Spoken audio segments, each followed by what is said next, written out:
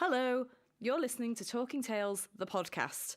What you're about to hear is a live recording from the Talking Tales Storytelling Night, held in Bristol and hosted by Stokes Croft Writers. To find out more, visit www.stokescroftwriters.com. We hope you enjoy the show. If you haven't been before, Talking Tales is organised and run by Stokes Croft Writers, who are around the room, and you'll be seeing some of their showcase talent this evening, along with lots of other talented writers from Bristol and the surrounding areas. We put on Talking Tales as a platform for people to read out their short stories and for people to enjoy a little short storytelling night, but also to kind of promote the people getting involved in writing. So hence the finish the lines on your tables. So if you could finish them in any way that you want, and we'll collect them. The winner will get a badge, Talking Tales badge, which are pretty coveted, so make sure that... also, along the theme of encouraging writing, I've got them a pen set. No one looked very excited about that. All right, badges! The mistake on the second finish the line is my fault. Andy told me that off already for that, so sorry. I know.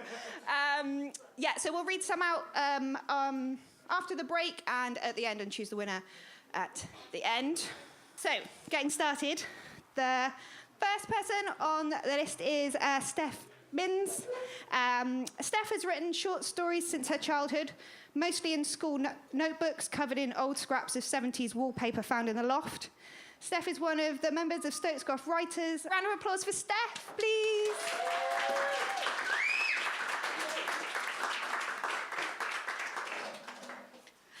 Thank you.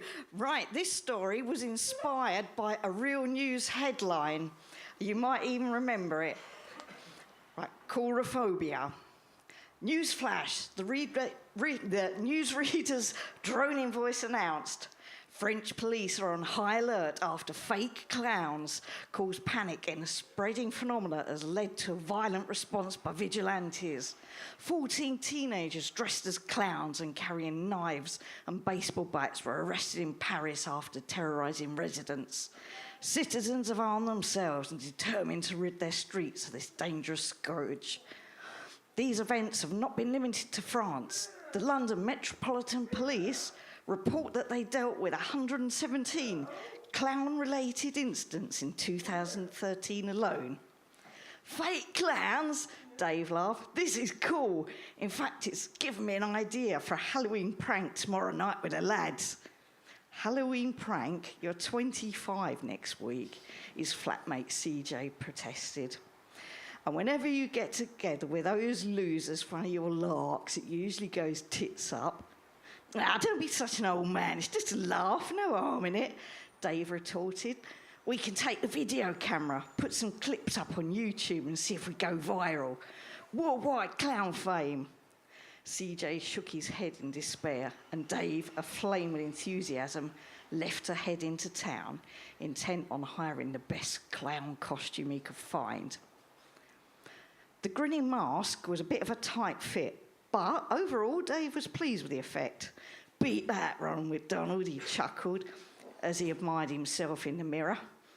A shambolic figure in a padded, stripy jumpsuit, oversized, ridiculous yellow boots, and a fuzzy pink and green wig smiled back. Dave clumped out into the dark streets to meet his friends and begin an evening of unrivaled fun. It's bendy, see? Even if you clobber someone with it, you can't really hurt them, Dave explained as he flexed the realistic-looking foam baseball bat, hefting it as though it were a solid weapon. OK, you know the plan, he grinned. I'll walk out into the road and menace the car drivers when they've stopped at the red light. Then you two appear out of the alley over there, walking really slow like zombies. You first, Ben, as your mask is the scariest, so we need you as our star shocker.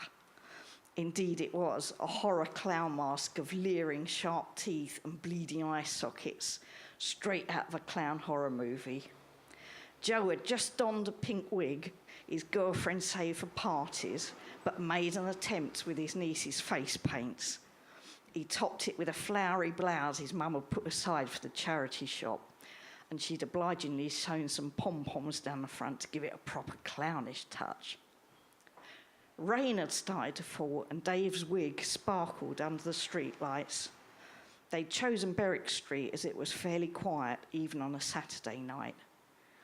Gloomy and desolate, fronted by mostly boarded-up condemned shops, they'd agreed this would provide a suitably menacing setup for their prank.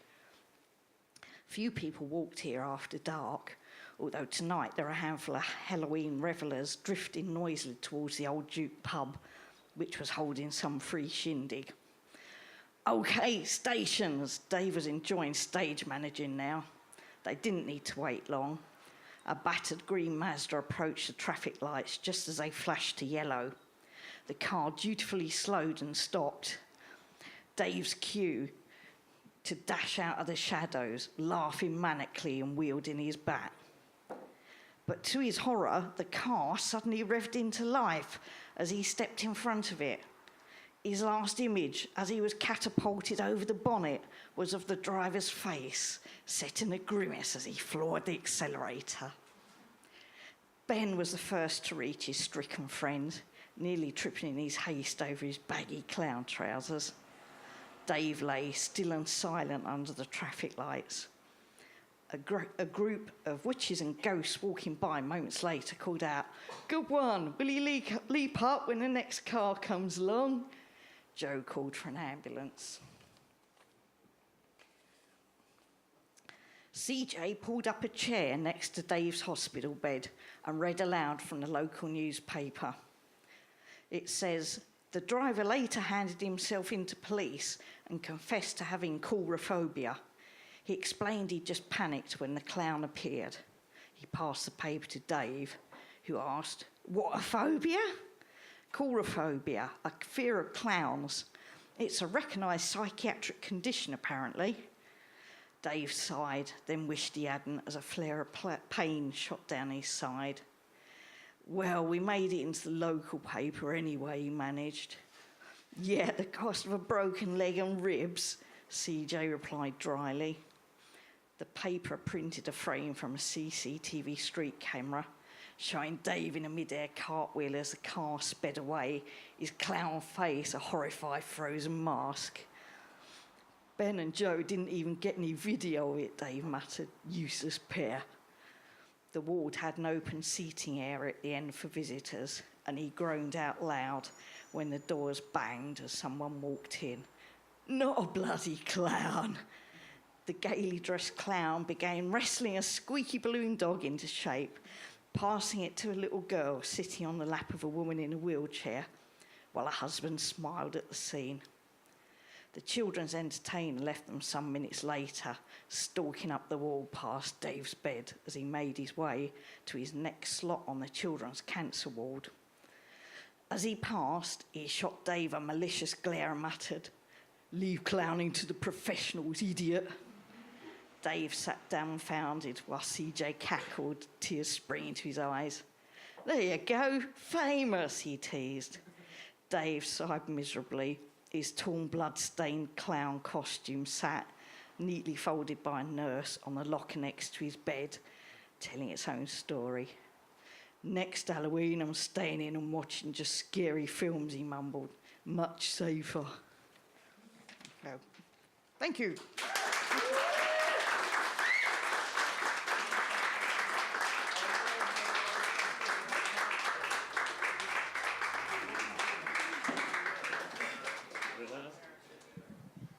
Here again for Steph. Woo! Sorry, this is really low. Yeah, I'm not just some random guy that walked in off the street. I'm Christie's counterpart tonight, so I'll be presenting the rest of the acts. They sort of wheel me out to prove just how bad it can get and make everyone else look really good, so... I've got a little game for us to play tonight. I need a volunteer. Anyone? You, Chris Cutting. Please stay seated, it's fine. So I wanted to do one of those schoolyard picky out things, you know, but I could have Googled it to find out how to make one, but I didn't know what they were called. And anyone? Yeah.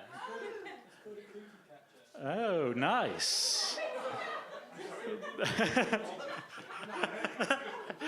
But anyway, it's difficult to Google something when you don't know its name. It's like a Chinese proverb or something. So I prepared a handmade version.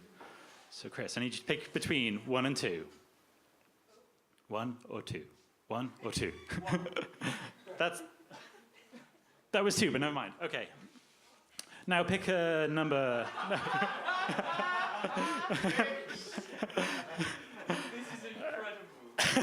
Yes, I know. Wow. You pointed at this one. That was number 1. Or was it 2? I forget. Okay, pick another number between 1 and 5. 1, 2. Okay. Thank you, Chris Cutting. You win this story at the end.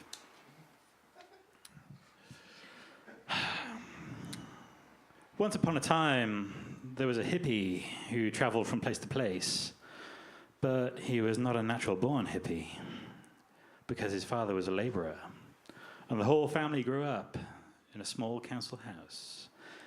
It had been difficult to grow up there with an interest in alternative lifestyles, but then growing up is a difficult time for everyone. So he ran away, and one night in a stone circle in the magical forest, of course, there was a ceremony and a folk band played, and he became an official hippie.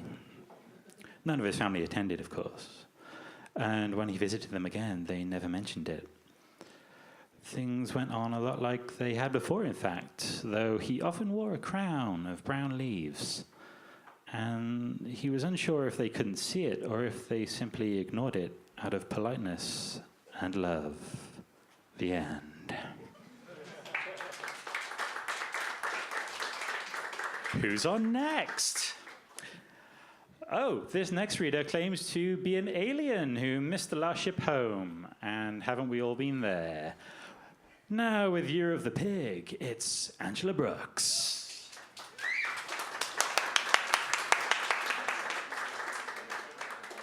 Hiya. Can everyone hear me? Come a bit nearer, yeah? Right, tonight I'm going to read you The Year of the Pig. You'll all be familiar with the Chinese New Year. Yeah? Right. Note the pink. I walked out into the sunset with the intention of changing everything, all that I knew and all that I never knew. The lovely orange glow surrounded me, and I was aflame. This was a new beginning, a new year, the year of the pig, and I was that animal. Having resolved to change the world, I needed to make a start. I picked up a small stone that I found in the road and put it in my pocket, feeling it might become useful. The sunset was fading fast. It was falling into a more subdued pinkish tone, which heralded dusk. I began to walk faster, towards the colour. Then the colour began to come to me. I could smell it, taste it, warm and frothy, pink on my tongue. It curled around me, wrapping me in itself, seeping into me through my skin, tangling itself in my hair, forcing itself into my bones. I was pink sunset. I was dusk. I was no longer walking quickly, but had not stopped moving. I looked around, out of myself, but could see no other sunset people anywhere near. I licked my lips. Pink. I moved on, unknowing now where I was heading, but totally sure I was on the right path. There appeared a face, warm and smiling, welcoming me. But where? This is the beginning, the place where all changes are made and all alterations to circumstances are discussed. The face continued to smile, and the words floated around me and settled in my mind. Where shall we begin? You must decide. The words floated around again, settling like butterflies into my hands, my arms, my face, then sinking into my mind to join the others. I was blank. Then little thoughts began to dance around. I wondered if this was like the genie in Aladdin. Could I have 3 wishes? If I wished for 10,000 wishes, could I have them all? I only need 1 wish, and that's for happiness. But then what about love, money, health, all those things? Stop.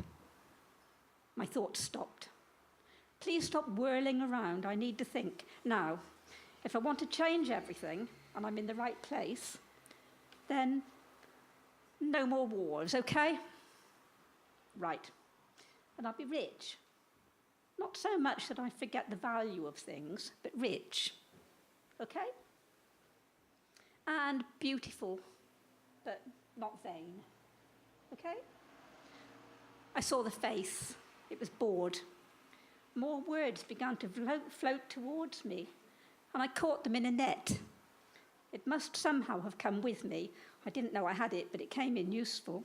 There were a few words leaping and squirming in the net, squeaking at me crossly. Face said, I thought you were different.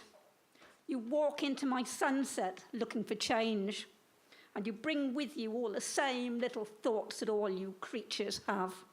Beauty, wealth, no more war. Ha! Have you no more imagination than that?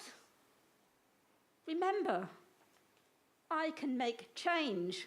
This is the beginning. Remember, this is the year of the pig. Unbidden, my mind said, well, give me another life then. I've done this one. Could I have 2 lives?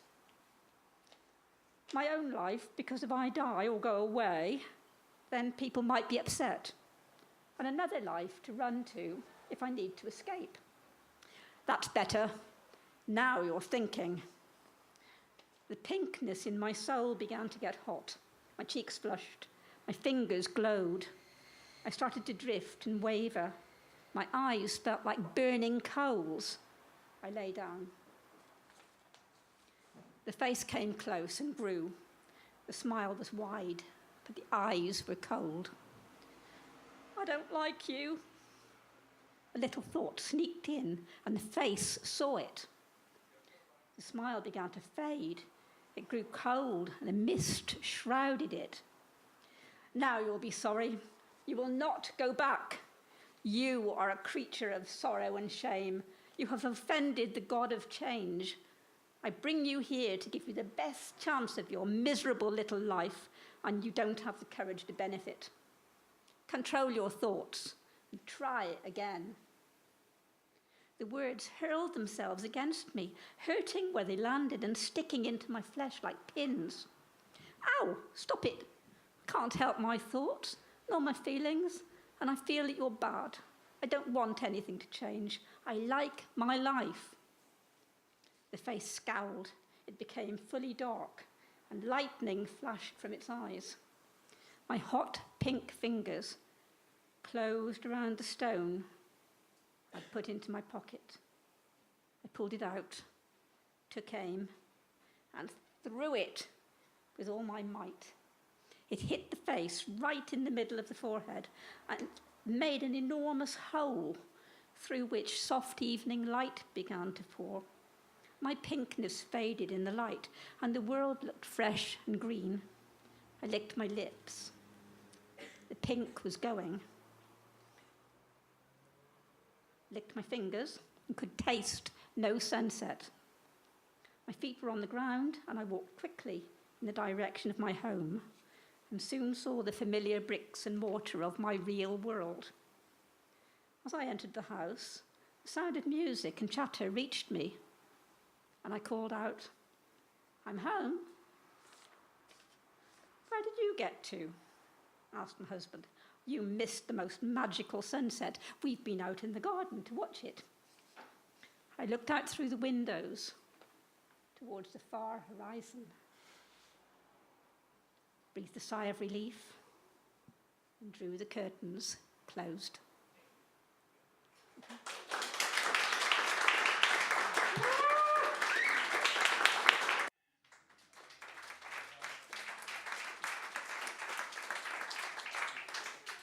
Who's next? Ooh. This next fantastic writer, he works in a specialist genre he calls men falling in love. So please welcome, now reading 100 Reasons Not to Love Me. It's Mark Rutterford.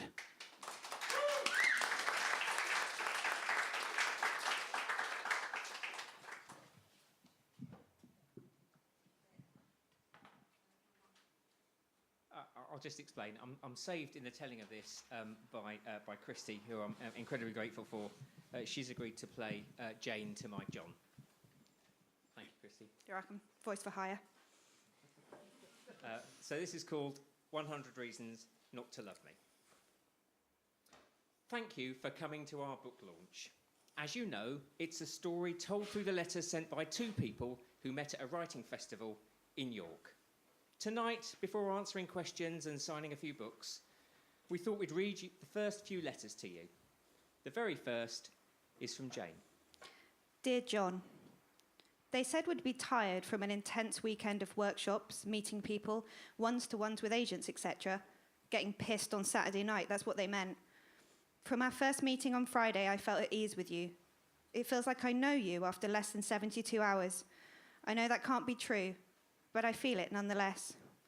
Saturday night was amazing. It was good to dress up and feel special. As we filed out into the warm September night, it was stupid of me to agree to a stroll, and even more so to dangle our feet into the lake. I shouldn't have taken your arm for balance, because it had quite the opposite effect. That setting, that single kiss, it was so bloody romantic. You flustered me in what was a lovely, no, a magical weekend. At home now, where the magic has given way to reality, I've thought about it and decided we cannot be anything more than friends who shared a special weekend together. And I can tell you the reasons why. 1, I am old and tired. 2, I used not to be old or tired, but I admitted defeat long ago. 3, I'm size 14. I used to be a size 8, but that was in my 20s.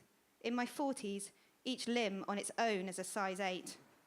And before, I give too much time to work. I love it, but it consumes me. By the time I get home, it's all I can do to feed the cat. I don't have time for a romantic attachment.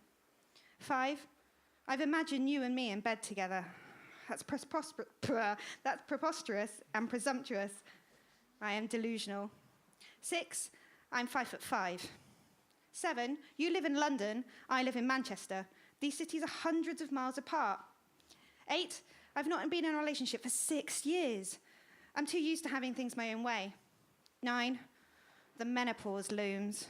I pull legs off spiders and kill men at random because of hormonal imbalance. 10, I know myself pretty well. I'm just not up to this. I don't have the energy anymore. I hope we can laugh about this and remain friends, but anything more just isn't possible. It was a jolly fine kiss, by the way, but I am a realist. Jane. Dear Jane, your reverse psychology is wasted on me. I know, despite your well-mannered and well-written bullshit, that you and I have chanced upon something awesome. Until you see that for yourself, here is my reply. 1, old and tired people do not paddle at 1 a.m. on a Sunday morning. 2, victory clutched from the jaws of defeat. Let's use that phrase. 3, in my 20s, I used to be Marlon Brando. I had a 28-inch waist and a 12-inch cock, and I could fly to Mars on a weekend. None of this is applicable to me today. 4, you'll make time for work, the cat, and more, if you want to. 5, sleep with you? What kind of a slut do you think I am? I want more. I like delusion. 6, 5'5", eh? Fuck off then. Does that make you feel better? 7, I can walk and ride a horse. Luckily, someone invented the motor car and the train. 8, I've not been in a relationship for 8 years. I'm also used to having things my own way. We will adapt. 9, ever heard of the male menopause? You ain't seen nothing yet. 10, you need energy to cycle uphill. You're now at the top of the hill. Free wheel, on a tandem, with me. I'm a realist too, and I know that nothing will surpass our first kiss, and I know it will not be our last. John. Dear John, you make me laugh and despair in equal measure. I hope a bit more time has allowed you to think again. If not, number 11. I'm divorced for good reason. Ask my ex-husband. 12. My daughter relies on me. I need to be there for her. 13. My nipples used to point to the sky and have long since headed due south. 14. I need to find time to write my novel. I don't have time to be distracted by you. 15. I like living on my own. I can please myself and do what I want and hog the whole bed. 16. I'm a rubbish cook. My cakes are like biscuits. My biscuits are used for clay pigeon shoots. You eat meat. I'm a vegetarian. It would never work. 17. I support Manchester City. 18. I go to bed early and need 9 hours sleep a night. I'm really boring. 19. I'm rubbish at kissing and haven't had sex in so long I'm a reconstituted virgin. Let sleeping pussies lie. 20. I rode a tandem once with my husband in Holland. He was in front, steering, seeing everything first, and I hated it. Never again. See sense, John. It's a lovely piece of whimsy, but that's all. Jane.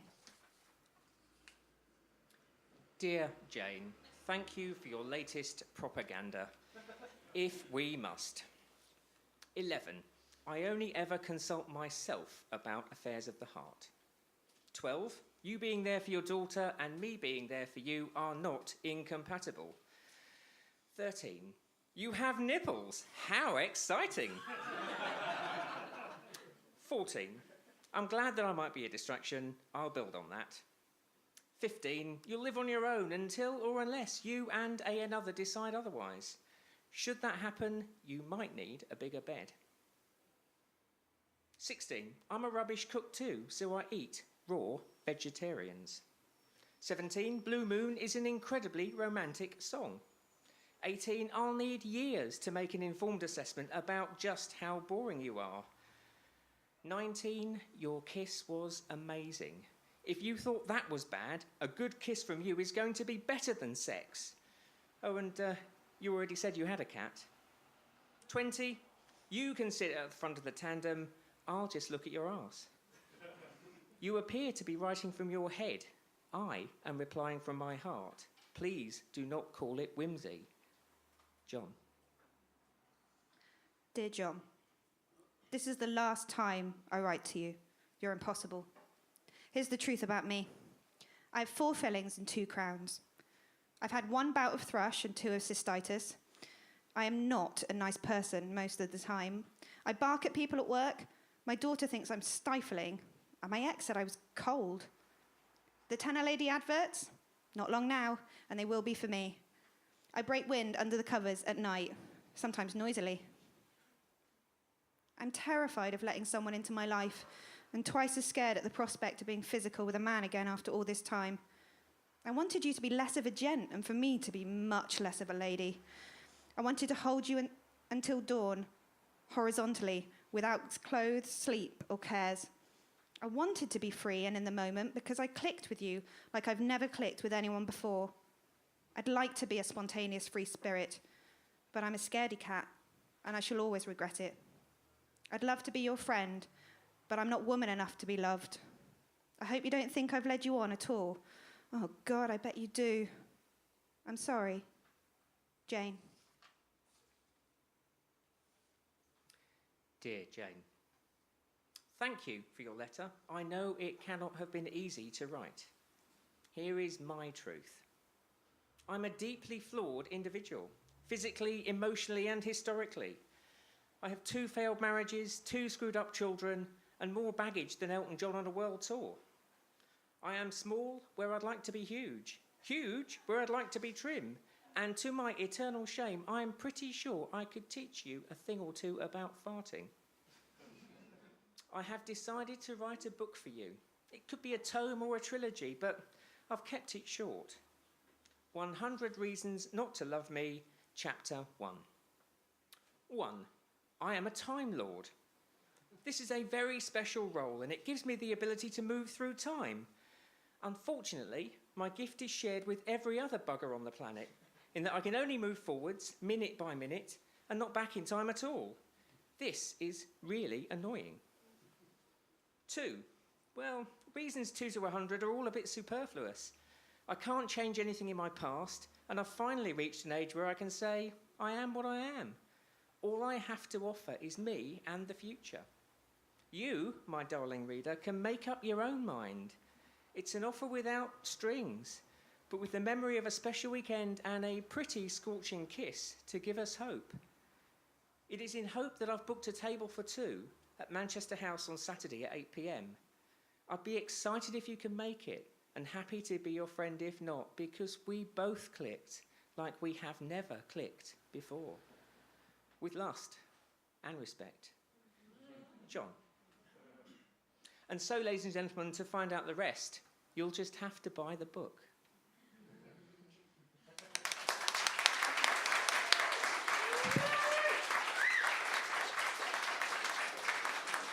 Hey, once more for Mark and Christy.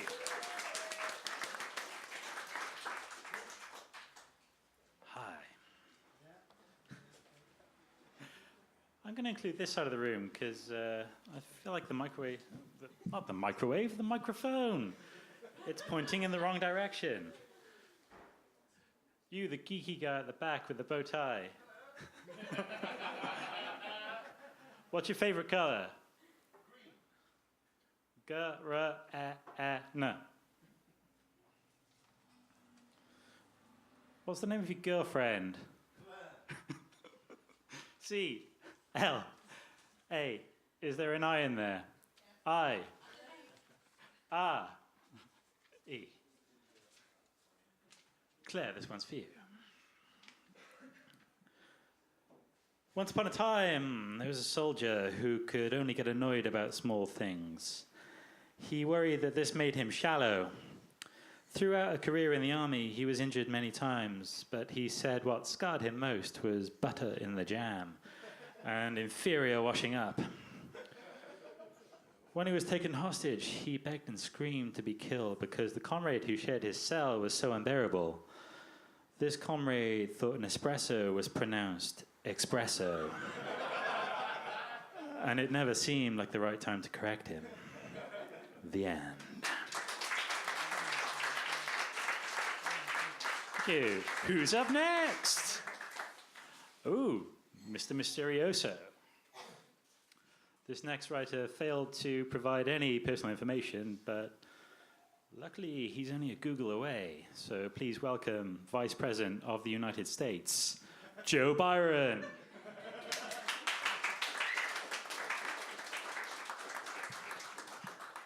Hello. My name's actually Joe Smith. That's all right. No, I don't mind. It adds mystery. So this is based on a trip I took to a museum which was in Munich. And it's kind of, I'm interested in writing stories about things that are not very spooky and then trying to make them like a little bit spooky. So I've called this Night at the Museum 3. No, I haven't. It hasn't got a name, but here we go. Where am I? Am I still in the museum? I was sure we'd left. I was sure we'd collected our bags from the foyer and walked out into the evening square. Me and my dad. We'd walked out into the evening square and it had started to snow. I remember that. It was getting dark and it had started to snow. Or was it dust? Was it dust, not snow, though falling quietly, but finer, down a staircase, the light catching it on its way down, slowing it, so that maybe it looked like snow. But I recognise this room. Where's Dad? I look up and down the room I'm in. It is connected on either side to 2 other rooms, and these then are further connected to 2 more rooms, and so on, so that what I can see is a sort of corridor of rooms stretched out in either direction. I recognise them as the electoral apartments in the Residence Palace Museum. We'd visited the museum in the late afternoon. It had turned to early evening by the time we'd left, but it is now much darker. Darker to the point where I can't see to the end of the apartments in either direction. Darker so that I wonder whether it's now night time. Had we come back to the museum, I asked myself. Had I forgotten something? I want to say Dad's name aloud, but I stop myself from doing so. I know he isn't here, no one's here, it's just me. I stand on the spot, not really knowing what to do with myself, and look around at the room. The walls are covered in paintings. I can barely make out any of the pictures themselves, which are muddied in shadows, but I can see the large, elaborate frames which surround them. I peer into one of these enclosed darknesses to see if I can decipher the picture. And there, in the darkness, I see a muscular male torso. The man's arms are raised into the surrounding murky paint, but his torso is discernible, almost as if it were lit by a light source behind me. The light runs over his muscle structure as if he were turning slightly. But as the image moves, I've already turned around to look for the light behind me, and I'm not sure if I've noticed correctly the twisting motion.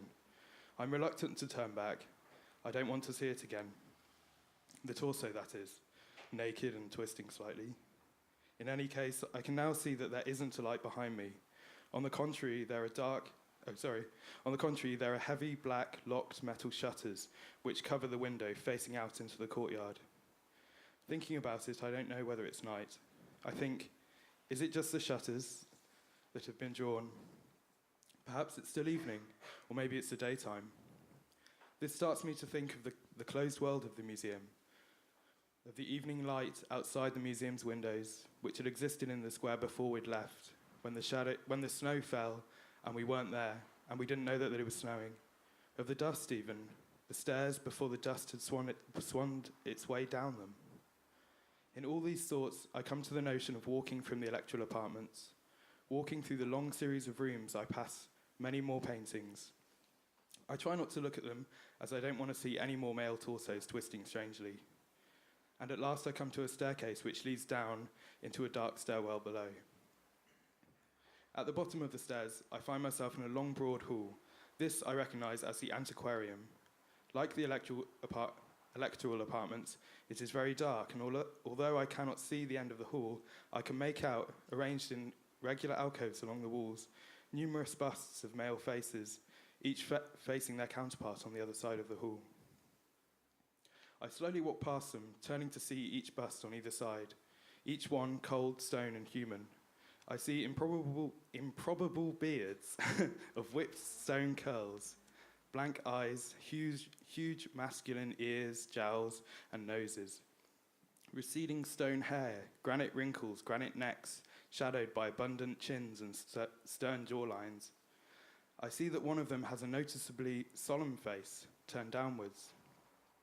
His stone eyebrows are raised as if he were pleading to someone to understand him, to understand his decision, perhaps, as if one could be entreated by a work of stone, but he does his best. I walk among these stone busts towards a large wooden door which has materialised from the shadows at the end of the hall. But among the faces, I think I've seen my dad's, turned away as if he were hiding. But the face, looking closer, the face is only similar to his. It is the shadows emerging from the crevices of his face, which deepen the stone's cheekbones, making him look like Dad. As I'm looking into the blank eyes of the bust, I hear a sound coming from behind the door at the end of the hall. I jog up to it to listen. Unable to hear anything, I push it slightly and step through. In front of me, another door. To my left, a staircase. A street light shines through a window halfway up the stairs. The light catches an eddy of dust which drifts above the stairs. I watch the dust move. The door immediately in front of me opens. A man steps through. In the gloom of the hallway, I cannot immediately make him out, but slowly my vision picks out his speckled face. "Have you found your bag?" he asks, his voice accented German. He stands as if he has been petrified. Above, the dust still drifts nebulously. I hear Dad's voice from behind the door. Have you found your bag, Have you found your bag, Megan? It sounds peculiar, disembodied. Was it my bag I'd lost? The dust continues to fall and cycle upwards into the light. Your bag, the German voice says. I'm looking at the dust in the streetlight, so I do not see his mouth move. No, I haven't found my bag. Come on, let's go. Dad's voice calls. It is still detached, still behind the door. Don't worry, says the voice of the man in front of me. It's okay, I'm sure it will show up. I step towards him. He doesn't move until I get very close, and then we make our way out through the door, out through the dark foyer, walking beside my dad, and out into the evening square where the snow has started to fall.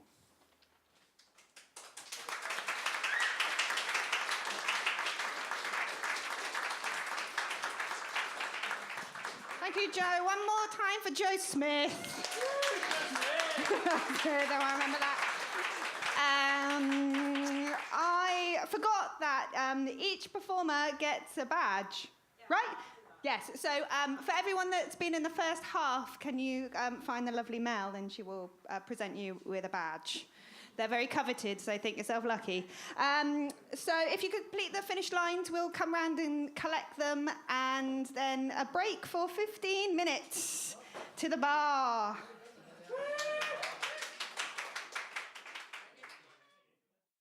Okay, if everyone's ready for part 2. Yeah! That's pretty exciting. I'm going to start with a few selections of Finish the Lines, read by you. You've got some right there in your hand. I mean, I can. I'll do it if you like. You do it. Andy's coming. Sorry. Just a little choice selection of some of the Finish the Lines here. I was particularly drawn to this one. Bob had been a bodybuilder for 12 years, and all he had to show for it was misshapen genitalia. The end. Okay, I don't get this one. Can someone explain it? Bob had been a Boy Scout for 12 years, and all he had to show for it was a worn-out woggle. I feel like that's a 70s term that only someone who watched Blue Peter would know. A woggle, sorry. Fucking Blue Peter. Ooh, okay. It is a truth universally acknowledged that there are plenty of fish in the sea, so WTF is fishing quotas all about? The end.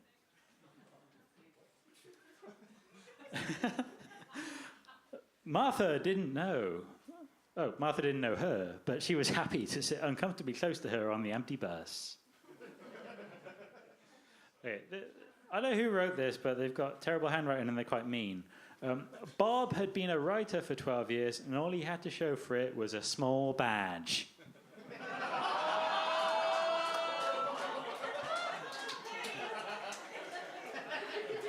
Fuck you.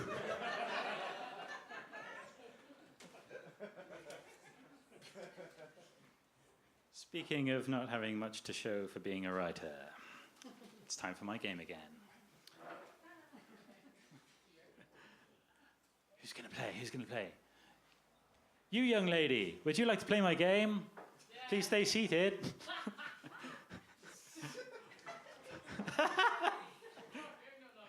What's your favorite color? Purple.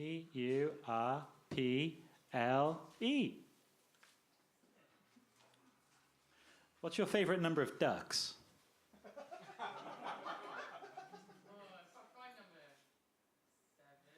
1, 2, 3, 4, 5, 6, 7 it is. Okay, stranger, this one's for you. Once upon a time, there was a song that had few happy memories and was secretly determined to make some more. It planned to live spontaneously. It danced in kitchens and tried to get all its friends on a road trip, but they were always busy and had become really boring anyway. This problem began to affect other areas of its life. Most notably, when it had sex, it was so self-conscious that even its partner felt ashamed. And past lovers all agreed it was like watching themselves in a terrible porno with an amazing soundtrack. The end. Pick this up later. Someone's torn off part of my script. What callous bastard. Question, do I have the rest of my script? Thanks, Mel. Assuming this is now in the right order. Our next writer is the founder of food and film event Cannellini and Gun. Is it cannellini and gun or cannellini? Cannoli and gun. Possibly in Parseltongue or Latin. This is Tim Popple with Es Petrus.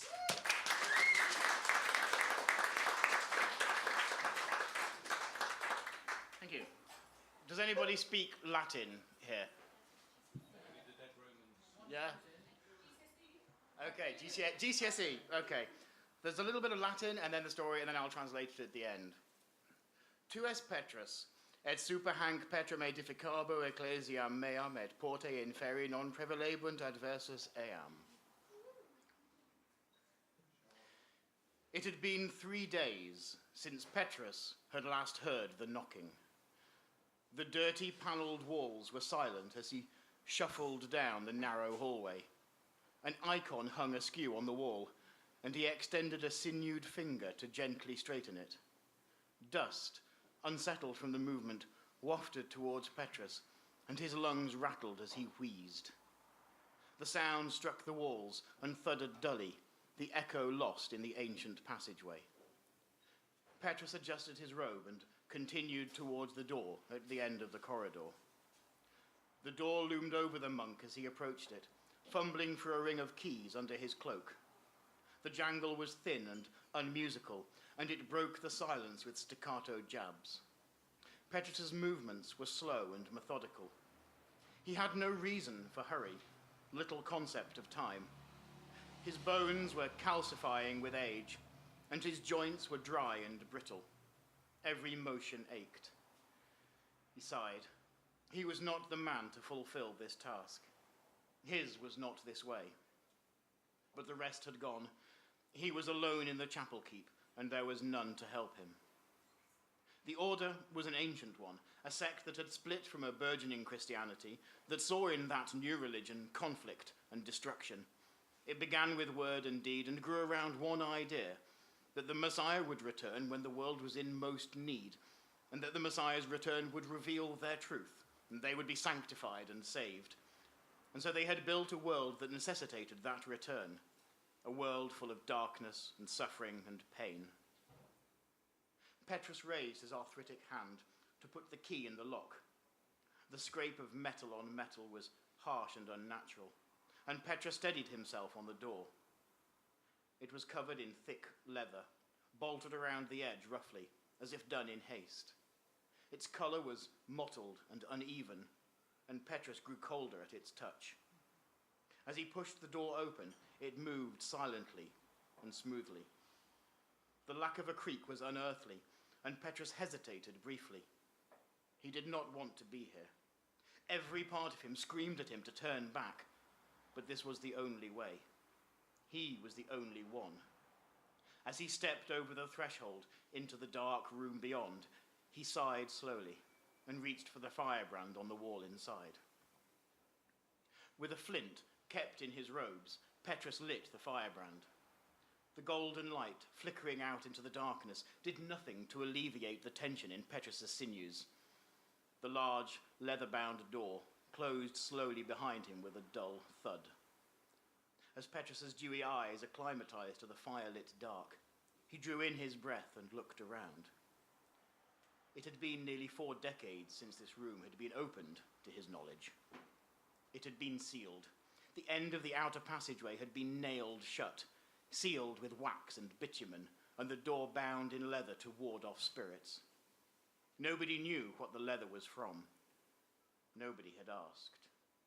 Even here, in this room, the outer atrium, there was a heaviness that seemed to make the flame quiver in fear, and the air made petrified. Petrus raised the firebrand to look about the wall. A perfectly round room, there were but 2 doors, an entrance and an egress. The journey through this room was, and always had been, always one way. It was the final, and when that had ceased to be final that night, 40 years previously, the order had sealed the inner sanctum shut. The final journey was ended. Death was certain. Fear was rife. The Messiah's return, they said, drew near, and it was to be heralded by a mighty noise, terrible and dreadful, and on the 3rd day of silence, he would come and ye would know he is here, and the end times would be upon us. Petrus shivered. Despite the timidly leaping flame in his hand, he started to walk towards the other door. And that was when the knocking started again, and his blood became as stone, unmoving and dread cold. The noise was not a slight tap or a gentle rap, but a deafening, sickening crack. It filled the cavernous room, each crack sounding before the echo of the previous had died away. Petrus's heart tightened as his fingers loosed on the firebrand in terror, and it fell away. It hit the floor and rolled just a little, just enough to gather 4 decades' worth of dust about itself and snuff out the light. Thick darkness engulfed Petrus, and his eyes were as full of black as his ears were with that terrifying knock. It resounded and rolled around the room, and Petrus felt dizzy. His senses were dumb, and his weak old flesh grew tired. Thin, veined hands straining into the darkness, Petrus stumbled forwards towards where the egress door had been. His footsteps were inaudible against the constant throbbing, blooded crash of each terrible knock. Onwards he struggled, blood rushing about his ears to dim the deafening roar reverberating around him. With each crash, his chest constricted at the terror that awaited through the door he could not see. The blackness was oppressive, and only the hardness of the floor below his dusty, sandaled feet told him he was moving at all. With surprising suddenness, Petrus's fingers hit the stone door, and the hardness scoured the nails. He recoiled in pain before slowly feeling in the dark for the handle. The hard iron circle was ice to the touch, and Petrus realized that his entire body was freezing. His breath had caught somewhere between his lungs and his throat, and his muscles were tensed and hard. From the depths of his soul, he summoned the will to grip the handle. With the banging cymbal crack echoing round the thick dark around, he breathed slowly in and out again. His heartbeat had slowed and was thrumming in unison with the knocking around him, and he turned the handle. Hot, white light tore through the doorway and blinded Petrus instantly. He stopped and blinked. Shadows and shapes slowly cleared back into his returning vision. So focused on this was Petrus that it took him a moment to realize that the knocking had stopped. His ears had drawn away from the noise, small and trying to hear nothing, and now they strained for any sound at all. The silence, absolute and white, was somehow 10,000 times worse than the cracking had ever been. And as he came to realize he could hear nothing, not even his own breathing, his vision coalesced to see what was in front of him, and Petrus wished that he was blind. He dropped to his knees at the sight of it.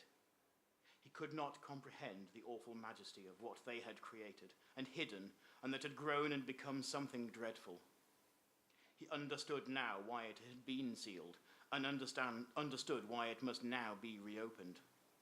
And his part in this, his self, was suddenly abjectly clear. The end journey to this room was no longer just for them, but for all mankind, and this was to be the just and right end for everyone. In the brightness of the room, the madness glinted in Petrus's eye, a little spark lighter. The others had not been worthy, and terrified though he was, this was his legacy and his end, and was to be the end of all. They could not banish him. They had tried 40 years ago. They had sealed him in and locked him away and tried to forget, but he could not be contained. He could not limit himself. Petrus stood in the final room, in the bright whiteness of the light that came cascading down from the sunlight many meters above, and considered the truth in front of him. And he looked deep into the single shard of pure glass, and saw everything that was dark and awful in the world reflected back at him in that unnatural mirror, and grew calm at the knowledge that everything he feared and hated was contained within that pinprick of light, deep in his pupils, dots of darkness, where a soul used to be. Tu es Petrus, et super hanc Petra me edificabo ecclesiam meam, et porte in ferri non prevalebunt adversus eam. You are Petrus, and upon this rock I will build my church, and the gates of hell shall not overcome it.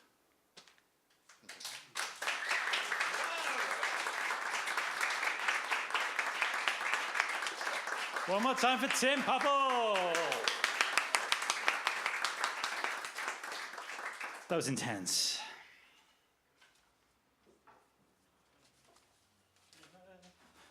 This won't be. You, my ginger friend. What's your favourite philosophical movement? I don't really like, you know I don't like movement. So I'm just going to say existentialism because E-X-I-S-T.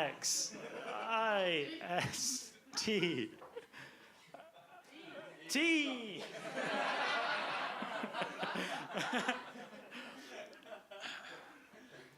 What's your favourite colour? Green. G-R-E-E-N.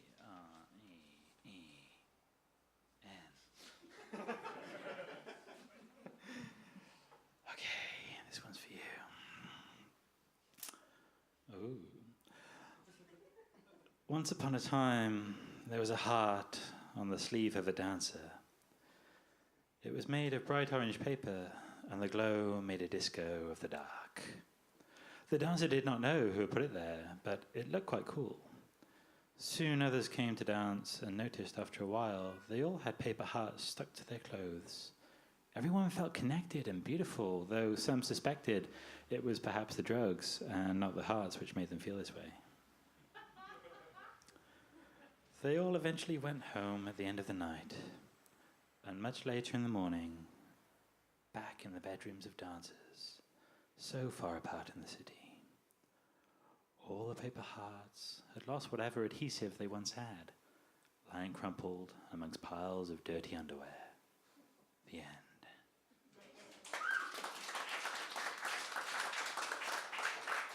Get me up for this afterwards. Who's next? In fact, up next is the organiser of Bristol Flash events on National Flash Fiction Day. Get your diaries out, people. It's on the 27th of June this year, including events in Central Library and Foyle's Bookshop. Here with Star Signs is Kevlin Henney.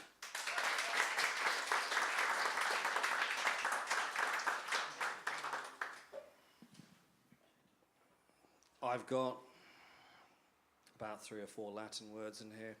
Yeah, you've outdone me on this one. Okay, star signs. Not strictly a constellation, the 7 brightest stars form an asterism that looks a little like an old-fashioned smoking pipe. This part of Ursa Major is known as the Plough in Britain and Ireland, and the Big Dipper in North America. As the narrator spoke, the 7 stars flared against the projected night sky. From the darkness, a ghostly smoking pipe faded in around them. Then a plough, then a ladle, then back to darkness. The pointer stars, Dubhe and Marek, Alpha Ursa Majoris and Beta Ursa Majoris, came the whisper in Jack's ear as lines connected the 2 stars and continued on beyond them until it reached another. Polaris, the North Star in Ursa Minor. It appears as an almost fixed point in the northern sky, with all other stars seemingly revolving around it as the night progresses. Jack gripped the edge of his seat as the sky started spinning, his steady heartbeat thrown in response, his stomach thinking about it. He kept his eye fixed on Polaris, then glanced at Moon. Even in the darkness, he could see she was relaxed and peaceful, taking in the star swirl, unfazed. Probably a Libra or a Sagittarius. So, would you like to go out for a drink and a show sometime? She'd asked him. Sure, next week. A movie, the pub afterwards, and then, depending on his luck, who knew? Friday, she'd asked. Friday, he'd hesitated.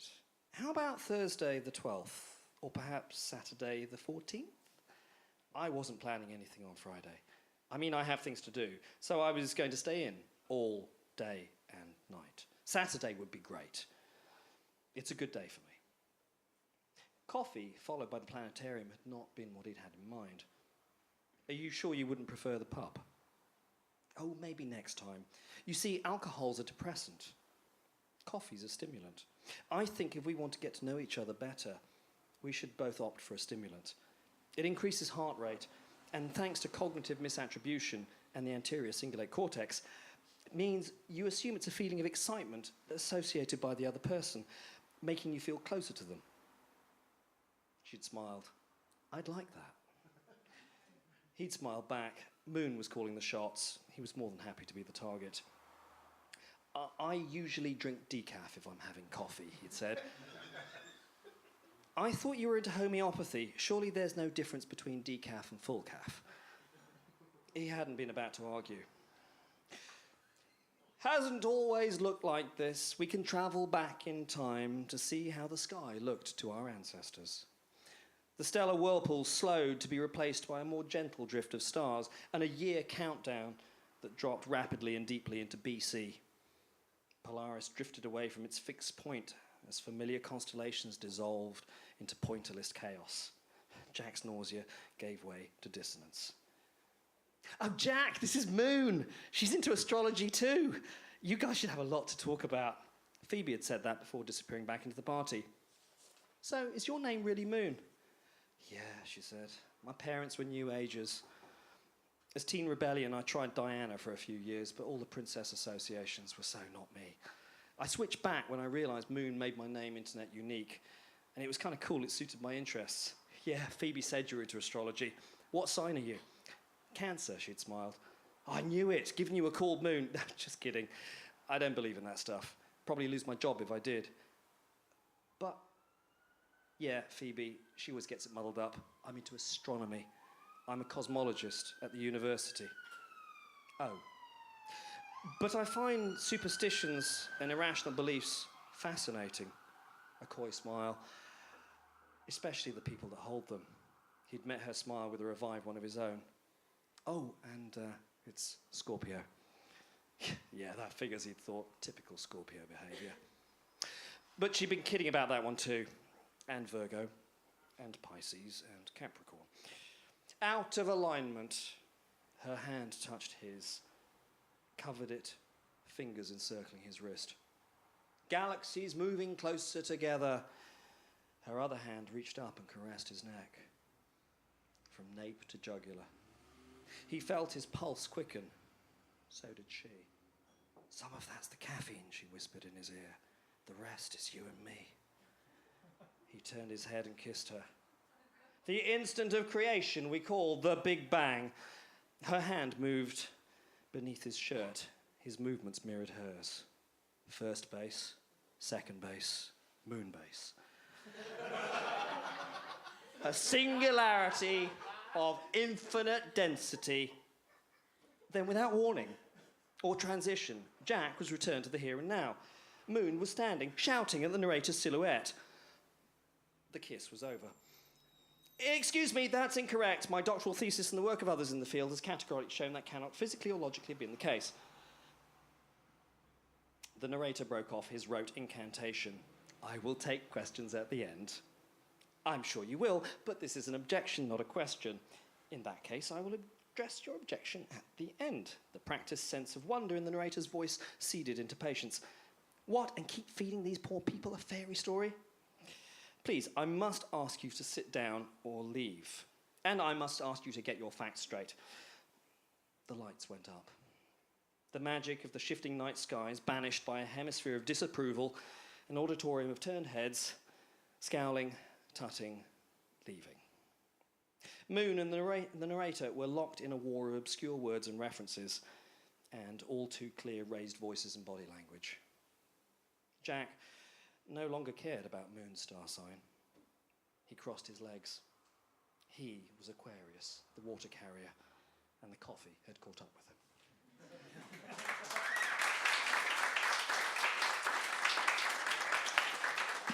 Hey, one more time for Kevlin.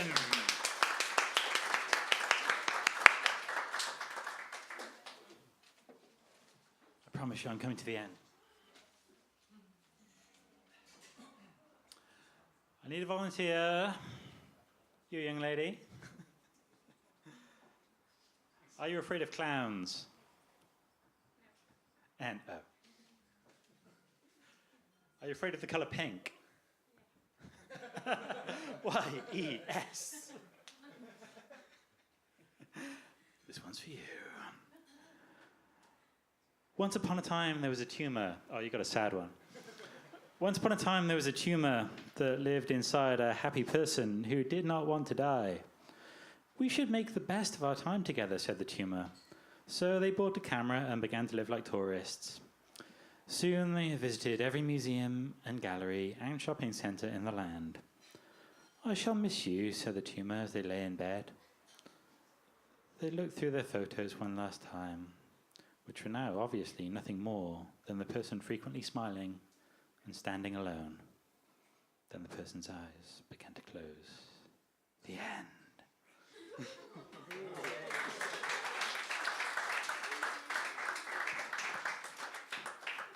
And now a man who needs no introduction.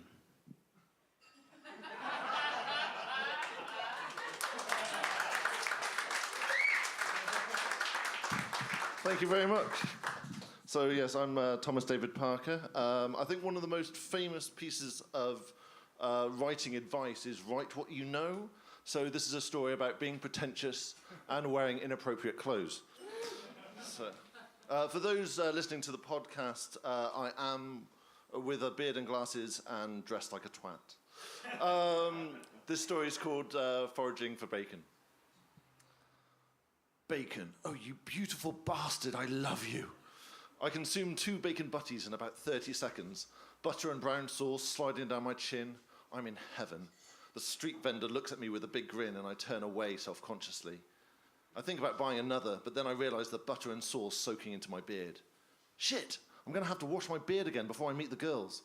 I turn and start walking briskly back to the flat. I'd run, but in these jeans it's hard to go anywhere quickly. I should have timed this better. We're going out for dinner, but I knew I had to eat beforehand. This is because wherever we go, the portions are never big enough. Tonight, we're going to a new vegan supper club experience called Forage. It's an indoor garden that's been set up in an old closed-down supermarket. It's full of fruit trees and bushes where all the berries, seeds, and nuts are edible, and you have to find your dinner. When you arrive, you're given a leaf as a plate and some twigs for cutlery, and then you pay what you feel when you leave. Yeah, I know. It sounds amazing. I'm not sure I like the idea of nature's cutlery, though, so I have a small fold-up spork that I've swiped from the top of a salad pot safely tucked in one of my waistcoat pockets. Plus, of course, a belly full of bacon. I get home and start the process of washing and styling my beard. I put my pocket watch on the side to keep an eye on the time and slip on a robe to make sure my outfit doesn't get wet. Now, I'm ready. The fastest I've done this procedure is 8 minutes, but if I'm going to be fashionably late rather than unreliable asshole late, then I only have 6.5 minutes to do this. I'm ready, so I begin. Shower on full blast. Fill up the sink with hot water. Let the room fill with steam. Soak beard, shampoo beard, rinse beard under the shower head. I lean over and tilt my head so it's just my chin under the water as I wash out the foam. Spray hits my robe, but I'm hoping that if I work quickly enough, then it won't soak down into my clothes underneath. Once I've rinsed through, then I step into the hallway and towel dry in the cooler, drier air. Then I condition with beard oil. I rub the oil over my hands, then run my fingers through my beard, first against the growth, then with the growth. Then I comb against the growth, and then with the growth. I don't have time for moustache wax, but then I am against the clock, so I fetch my watch from the bathroom sink and check the time. 6 minutes. Today is going to be a good day. I head off to the abandoned Tesco and arrive exactly 22 minutes after when it was supposed to start. The girls are arriving at the same time. I love how in sync we are. Hey, Fiona, Will, hi. I call out to them as they lock up their bikes. Oh, hi, Mark, Fiona says to me with a smile. My name is not Mark. It's an in-joke reference to the cult film The Room, but every time she says it, I wish my name was Mark. That smile, the way her lips move on the M. Hey, Jacob, Will cuts in, breaking me out of my revelry. You're not riding today, then? No, I'm not riding today. I'm beginning to suspect that Will is the only person who has not accepted my excuse that I'm waiting for inner tubes that are made from ethically sourced rubber. The truth is, I'm terrible at riding my fixie. The girls have no problem with them, but maybe it's because I'm older. I just can't get the hang of not being able to coast when going downhill. Every time I stop pedalling, I lock up the rear wheel and go into a skid, which generally results with me falling flat on my face, and living in a city like this one, that's a lot of falling down.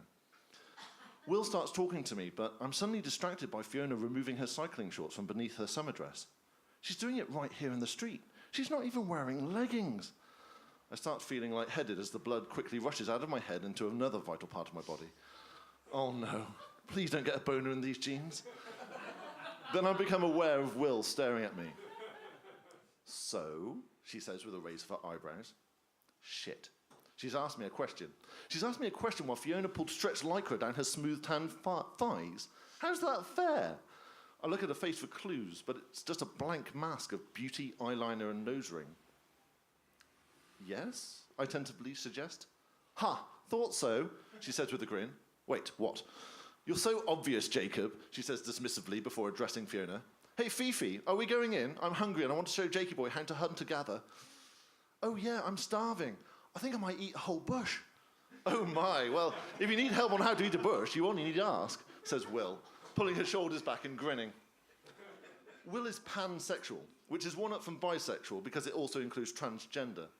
Basically, it means he fucks everything. Everything except me, of course. She once told me while drunk at a party that she won't fuck me while I'm so obviously in love with Fiona. That's not the real reason, though. I mean, yes, I am in love with Fiona, but that's not the reason Will won't fuck me. The reason is simply that she's not into me.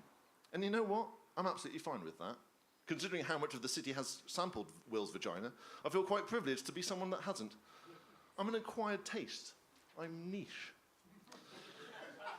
She has got a great ass, though. Anyway, we walk into the supper club and we forage for our fruit and berries. It's really fun, but I'm nervous about drinking from the fountain in the centre of the garden. They assure me that it's just filtered tap water, but with everyone dipping their hands in, I'm still not sure. I know I'm a regular user of Lush products, but these people? Throughout the night, Fiona looks amazing. Her willowy frame and her peroxide crop make her look like a pixie as she darts between the trees and bushes. Will smiles at me every time I become aware of her watching me, watching Fee, but she doesn't say anything. In fact, she has let her hair down and a few brown ringlets brush across her face. She's on the prowl, I realise, and I begin to wonder which poor victim will join her collective tonight. I think about telling Fiona how I feel. I should tell her. It's unfair to continue a friendship when night after night I fill up countless tissues with my thoughts of her. Then again, I've been saying that to myself for 6 months. Fuck it, carpe diem. I feel a shot of adrenaline as I walk over to her. She's sitting on a rope swing made of hemp. Hey, I say while crouching down beside her. My heart is racing, but I'm determined to say something this time. Oh, hi, Mark, she says, her mouth half full of berries. I like your shoes. I know what shoes I'm wearing, so I immediately look at her feet. Navy blue Converse. Yes, we're wearing our matching pairs. The one pair of trainers we both own. Everyone usually wears black Converse, maybe red, or a few brave souls wear white, but we're the only ones who seem to have found and cherished the navy blue. I take this as a good sign. Thanks, I say, but I think you wear yours better. Smooth line, good work, Brain. Wait, was it smooth? Could it come across as cheesy? Wait, do I sound cheesy? Does she think I'm cheesy? Fuck's sake, Brain, allow her to respond. Smooth line, Jacob, you player, she says with a wink. Fuck yeah, I knew it. I mentally high-five myself. Hey, is this guy bothering you? I turn around and I'm faced with a man's crotch. A large man. I look up and see he's also tall and muscular in a rugby bill sort of way. The type of build that screams, I'm a twat, but I'm also fully capable of killing you if you try anything. Oh no, Tard, it's fine. This is Jacob, Fiona says. I told you about him, remember? Then she gets up off the swing and kisses him. Thoughts rage across my mind. She knows this guy? She's kissing this guy? This guy is called Todd? Why hasn't she told me about him? Why did she tell him about me? What did she say about me? Is she embarrassed of me? Is she embarrassed of him? Who is this guy? Oh, Jacob, Todd says in an apologetic surprise. I'm sorry, you're not how I imagined. What does that mean? My mind screams. Hey, stranger, says Will, joining the group and bearing witness to the worst moment of my life. Ah, Wilhelmina, I didn't see you were here, replies Todd and gives Will a massive hug. Will allow someone to call her by a full name without resorting to violence? Is this some random horrific nightmare hallucination? I knew I shouldn't have drunk the water from that water feature. Jake, you're probably a little confused by all this, Fiona says. Yes, a little bit, I confess. Old friend of Will's hooked up with Fifi yesterday, says Todd with a twattish grin. Todd, says Fiona, giving me a playful punch on the arm. That is nowhere near hard enough. Fiona, my Fifi, hooked up with this guy. This guy? I take a good look at him. He's wearing a Paul Smith two-piece navy blue suit. No waistcoat, no tweed. He's clean-shaven with an expensive-looking watch and shiny black leather shoes. What the hell did she see in him? Sorry for arriving late. I had a developers meeting that ran over. Jake, I run bangtidy.com. You may have heard of us. Bangtidy.com. Yes, I've heard of you. Only the best online magazine ever came in and blew everything else out of the water. It was genius in its simplicity. An intuitive layout that actually works, targeted advertising that doesn't feel intrusive, articles and reviews that are really funny as well as informative, plus an event listing page that covers everything, everywhere. I swear, if you were having a house party with over 50 people, it was on there. Fuck me, this was Todd Anderson. Now I understood why Fiona hooked up with him. I wanted to hook up with him. The man was a legend. So, have you heard of us? Todd asks again. Yeah, I think so. I say with a non-committal shrug. There's no way I'm going to fanboy in front of Fiona. Well, it's been nice meeting you, Jacob, but I have made a promise to Fee to take her to this brand new cocktail bar that's just opened. Very exclusive, says Fiona with a massive smile on her face. The bar that must not be named. Why not? I ask. No, that's what it's called, explained Todd. The owner is a massive Harry Potter fan. All the cocktails are themed, chimes in Fiona. The Goblet of Fire is supposed to be amazing. We all walk out together and I watch Fiona get into Todd's Audi. Of course he's an Audi driver. He's probably a Tory as well, the fucker. Fiona throws me the key to a bike lock and asks if I can ride it home and she'll pick it up tomorrow. I agree, as always, and watch them drive away together. Do you know what really sucks? Says Will, leaning her head against my shoulder. What? I ask. Todd is awesome. Thanks, Will. I mean it. The guy's great. I can give you no reason to hate him. Again, thank you. I'm so glad for your friendship right now. The point is try and be happy for her. She's met a good guy. Will, I mean it. You were never going to get out of the friend zone. Now it's the perfect time to move on and fix this. Will gestures at me in a vague sort of way. What the hell, Will? What? Be honest with me. How much of what you do you actually like doing? What do you mean? The skinny jeans that make you walk funny? The fixie bike that makes you fall over? The vegan diet that you supplement with secret bacon sandwiches? How did you know about that? You have brown sauce on your waistcoat and your hair smells of bacon. Fuck! Yeah, Will nods, and then looks at me with a sympathetic head tilt. And it's obvious. Fiona sees it as well. You're trying too hard. One of the reasons she's with Todd is because he doesn't obsess about that stuff. His look is down to the thing he likes, and not the likes of the girl he's trying to impress. He's confident in his taste, and that's attractive. I look down at my shoes and try and absorb what Will's saying. I suddenly notice my legs are really itchy. You need to wear what you like wearing, not what you think Fiona might like. That girl has an unnatural obsession with Doctor Who, and you can't be changing your look every time he regenerates. I get it, I replied. Then before I know it, I'm undoing my belt and pulling my jeans off as fast as I can.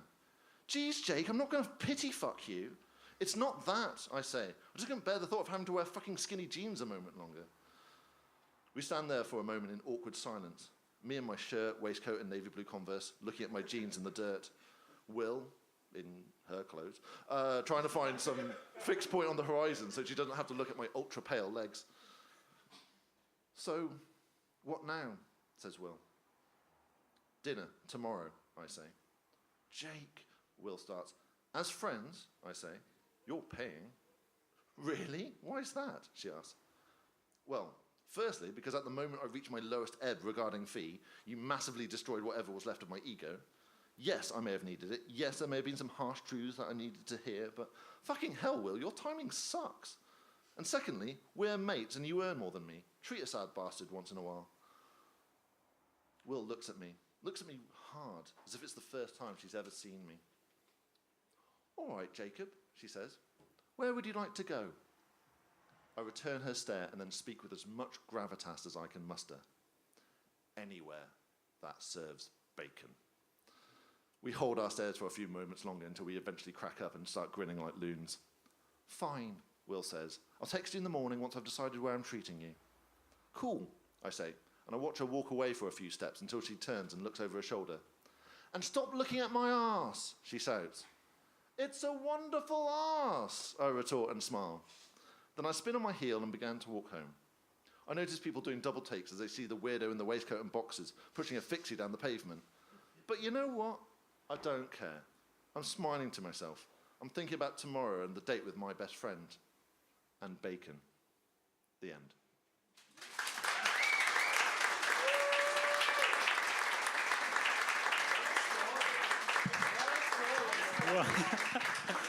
One more time for Tom. You magnificent twat. Okay, who's next? Volunteer from the back there. You, the awkward-looking ginger girl. What's your favourite colour? Well, I would say green, but we can't say many green. No more greens. Orange. Oh, A. How do I spell orange? G-N-E. Yes! What's your favourite film from the Harry Potter series? Definitely the Half-Blood Prince. Which number is that? 1, 2, 3, 4, 5, 6, 7. 6! Let's play fair. Ladies and gentlemen, this is going to be my last story. I'm sorry for wasting your time.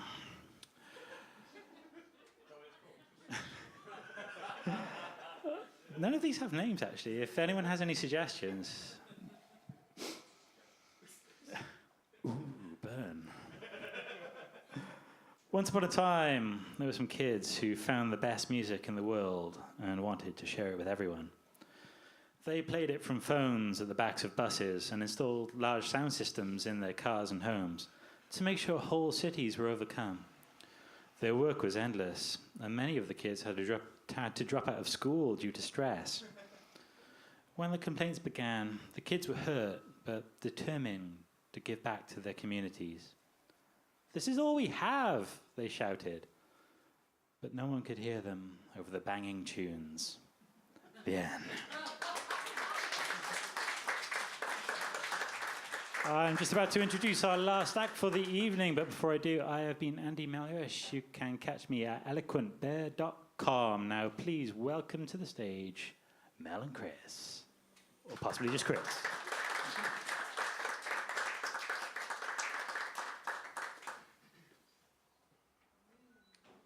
I'm Mel, this is Chris. Was anyone here at the last Talking Tales? Did anyone stay till the end? This is going to make sense to about 3 people then. Previously on Talking Tales, zombies on a boat. Everyone on the boat was going crazy and screaming and all grossly bloody and screaming scarily and terrifyingly and lots of other words ending in lee, lee, lee, lee, lee. But there was one man who could save them. He was big and black and was on holiday from his work at the NYPD. He was a karate black belt and he punched and kicked and karate chopped all the zombies and all the zombie quackers, but they kept getting back up again because they were zombies, so they couldn't be killed. Then he said in his badass raspy voice, "Bring it on, you furry motherfuckers."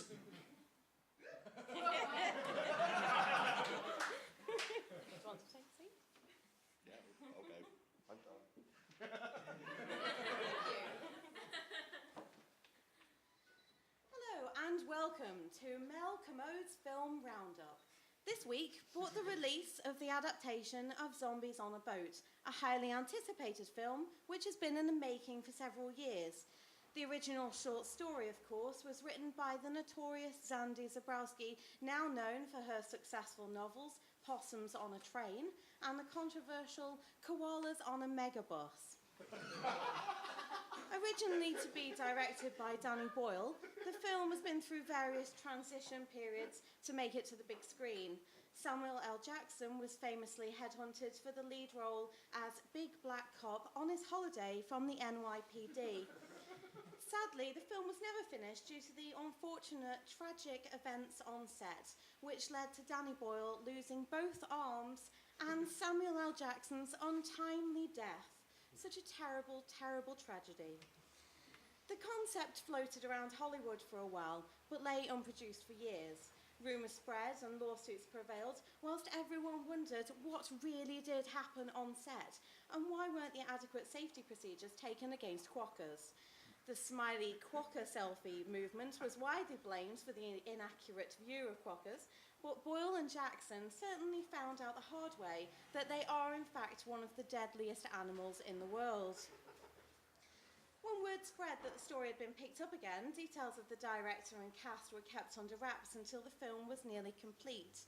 Much to the surprise of eager filmgoers, Danish art house director Lars von Trier was exposed as the director. The film was complete, and he still had both arms. With its new title, Nymphomaniac Zombies and Antichrist Werewolves Sitting on a Yacht Contemplating Melancholia, it has been incredibly well received at film festivals, despite the 7-hour running time, it being filmed solely in Sanskrit with no subtitles, and features the first ever erect quacker penis in a film. The lead role was wonderfully performed by Robert Pattinson, who's been working hard to shake off the hot, moody vampire look since Twilight. He underwent 8 hours of makeup every day to play Big Black Cop on his holiday from the NYPD. Ultimately, the film works despite being far from the original concept. There's no doubt it might have drawn a larger audience with its original cast and director, but Lars von Trier brings an edge that no other could. However, it's not for the faint-hearted. Expect walkouts in your screening. Unfortunately, one part in particular, which I'll refer to only as that scene, made a fellow critic sitting near me in the cinema vomit into his hand. Von Trier never fails to surprise his audience, and he did well to get a 12A certificate.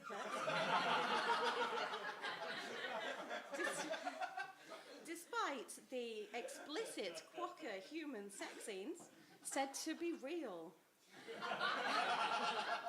Danny Boyle may well have given it a better soundtrack. But it may have stayed true to the old comedy version, but there is much to admire in Nymphomaniac Zombies and Antichrist Werewolves Sitting on a Yacht Contemplating Melancholia. Beyond the torture and sex scenes is an insight into the minds of these mysterious creatures, the nymphomaniac zombie quackers, and the sheer gravity of sex addiction in our society. The cinematography is simply stunning, and the choice to use real quackers, not CGI, was a brave and bold move. I applaud Von Trier, but I may be in a small minority. There is talk of him tackling the writer's other pieces, and I personally hope that Quackers on a Megabus will be top of his list. Thank you.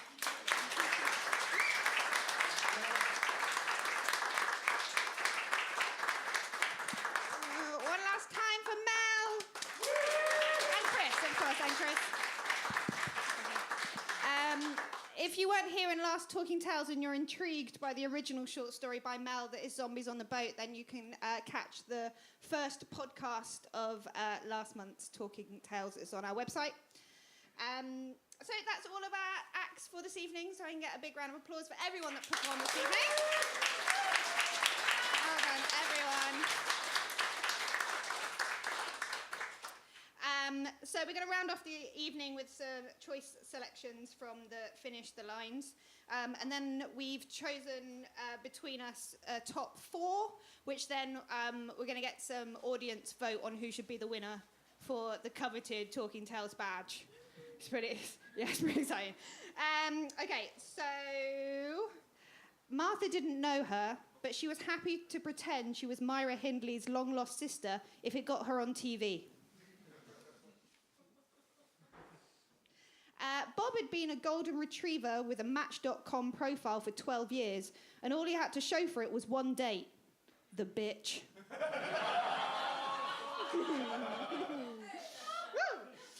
It's a truth universally accepted that the masses have long been enslaved, are enslaved, and will be enslaved by the vacuous, gobble-clucking 1% for the foreseeable and interminable future.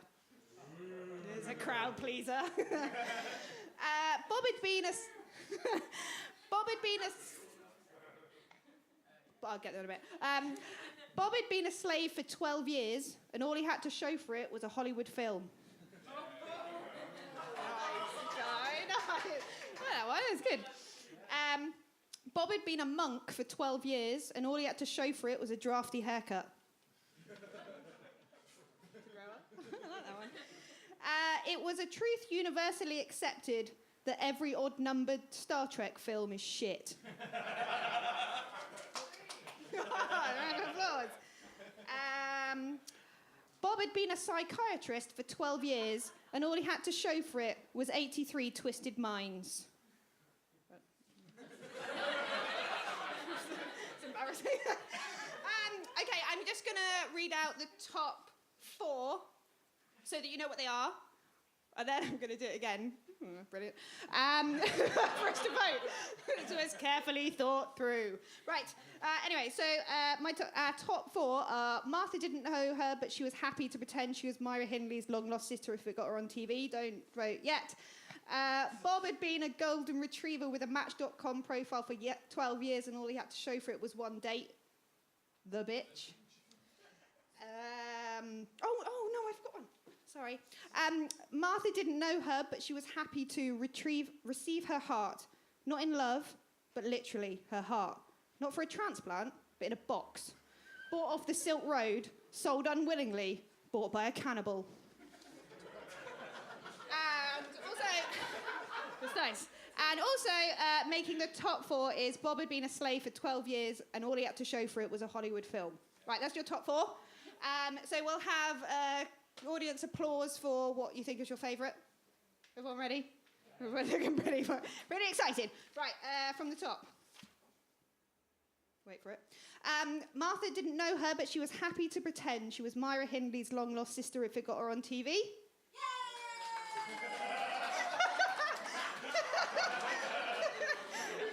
Nice. It's good to have faith in your own writing. I like it. Sorry. Anyway, Bob had been a golden retriever with a Match.com profile for 12 years, and all he had to show for it was one date.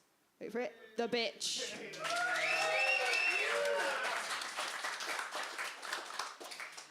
Bob had been a slave for 12 years, and all he had to show for it was a Hollywood film.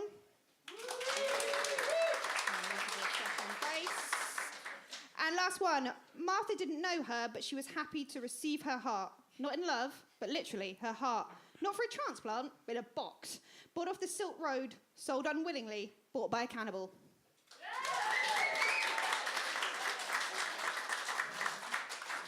Shit it.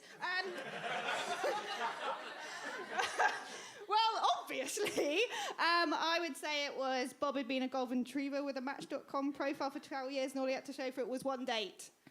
The bitch! Anyone claiming that? Hey!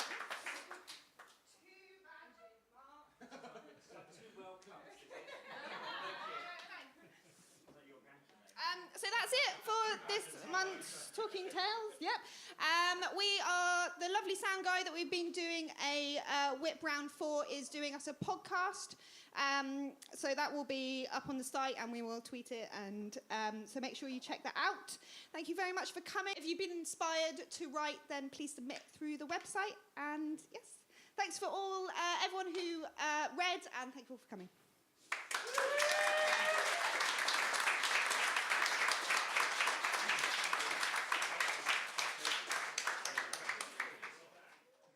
You have been listening to Talking Tales, the podcast. We hope you enjoyed the show.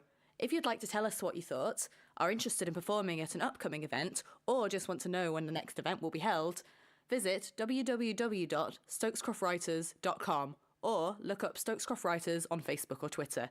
Talking Tales is a bi-monthly event held in Bristol, UK.